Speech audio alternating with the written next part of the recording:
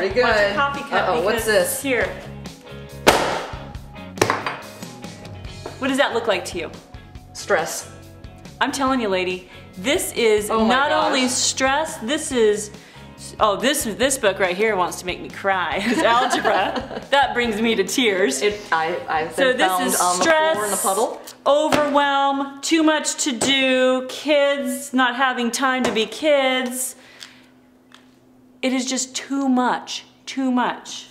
Wow. Well, my fifth grader, I'm going through the same thing. She's got huge books, but she doesn't get the home set. This is the home set. So we're going to be talking about homework castles today, and if you're interested, go to momstown.com. We have a blog post. We'd love to hear your comments. Are your kids doing too much homework? Yeah.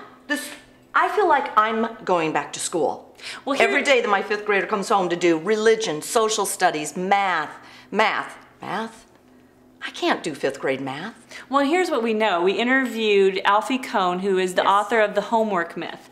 And what he told us when we learned on our show, and we'll have him back, and we'll also take a look at the other side of this, because there's this whole theory about tiger moms, too. Yes. Have you heard about that? Yes, I did. After you mentioned it, there was a book at Barnes & Noble, and I believe when I read the premise of it, it's an Asian mom who really was a tiger mom, but I think her daughter turned her around. Because I think that's kind of what the book was about. Because her philosophy was that Chinese mothers do it better. But anyway, we are talking... Texas does it bigger. And Can you imagine how much homework people from Texas have? Yeah, bigger hair. So anyway, but we were talking about stress and overwhelm, and what Alfie Kohn writes in his book is that in 100 years of study and research, there has not been a single study that has proven that homework is beneficial. Turn that around, though, and we take a look at homework, and it actually, in 100 years of study, there's all kinds of research that proves it's actually detrimental. It causes stress, less sleep. So here's the thing, teachers say, I'm really passionate about it because I just sat on a panel. Right. And I think what it is that teachers have to recognize what they're doing in the classroom, because we have teachers who say, but it's working because our test scores are high in our school district. Right. So when our kids have a lot of homework.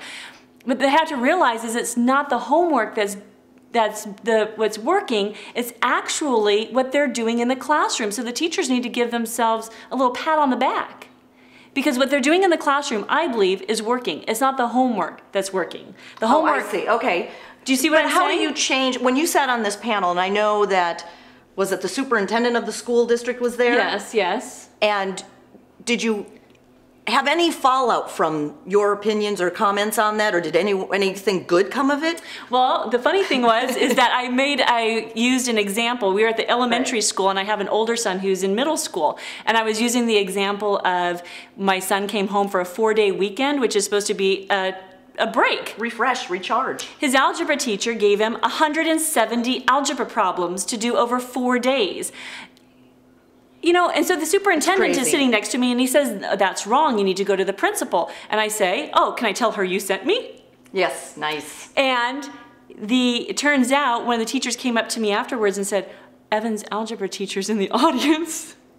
Oh, what, did she come up to you? No, she did not. She did not come up to me, but I think hopefully it sends a message that 170 algebra problems over what is supposed to be a break, a time off, a point of, a moment of rest and relaxation for our kids is just, I think, unacceptable. 170. I mean, if she said, you know what, over the 4 days, do 15 problems. Just find a little 30 minutes and do 15 problems. But still.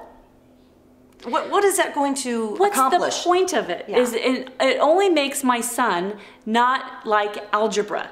It's not that, it's supposed to be, homework is supposed to be to go over what you learned in class just kind of as a practice. That's what they say. Reinforce. But 170 reinforcements, I mean, I really think that we're robbing our kids of their childhoods.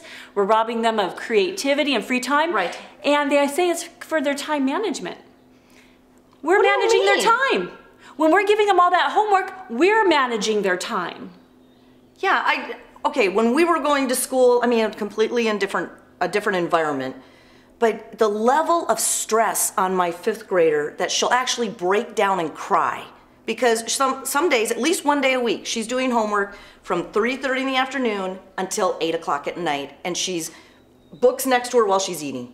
I know. And she has no break. We're talking about stress and overwhelm and how to overcome it with the family. Today we have Not to mention hours. Yes, and we have a therapist who's an expert on this and a life coach. Her name is Myra. She's going to be joining us today. And we just have a lot to talk about and how to be successful at home.